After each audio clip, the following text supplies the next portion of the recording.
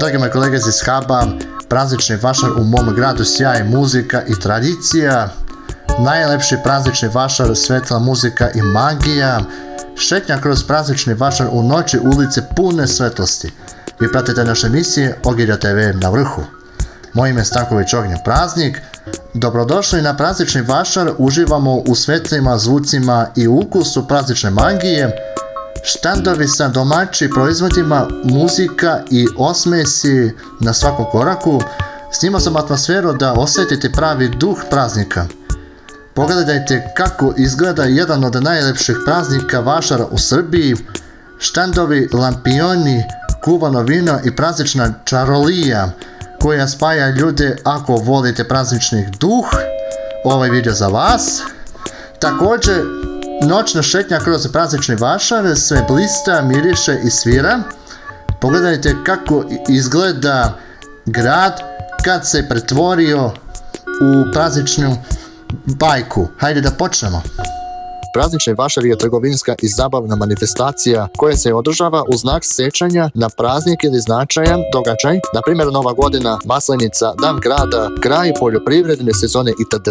Ključne karakteristike: broj 1. Praznična atmosfera. Događaj je osmišljena tako da odgovara prazničnoj temi. Koriste se dekoracije, svetlosne instalacije, muzika, tematske predstave i performansi.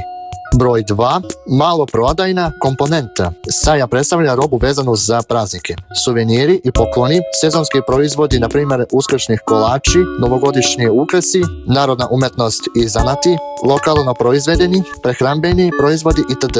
Broj 3. Zabavni program. Pored trgovine organizuje se sljedeći: nastup umjetnika i kreativnih grupa, majstorske radionice i interaktivni prostori, igre i atrakcije za djecu i odrasle, prostori za hranu sa prazničnim jelima.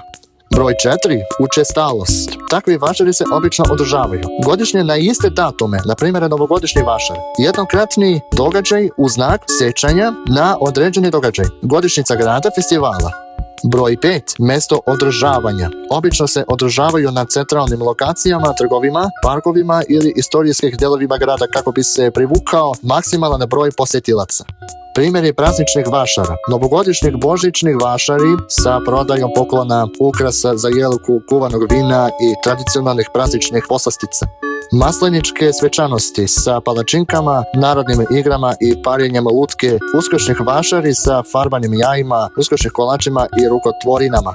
Sajmovi povodom Dana grada sa lokalnim proizvodima, rukotvorinama i koncertnim programom. Dakle, praznični vašar nije samo trgovina, već sveobuhvatni događaj koji kombinuje kupovinu, slobodno vreme i uranjenje u prazničnu kulturu. Ukoliko se svidjelo ovaj video na naš YouTube kanalu Praznični vašar u Srbiji, stavite like i pišite komentare, klikite na zvončići, subscribeujte se na kanalu, zapratite naš Facebook, Instagram, YouTube, TikTok i Twitter, a na sajtu ogilja.tv.com ukoliko želite da prijavite na website, link je u opisu profili i vidimo se sljedećeg klipa. Pozdrav!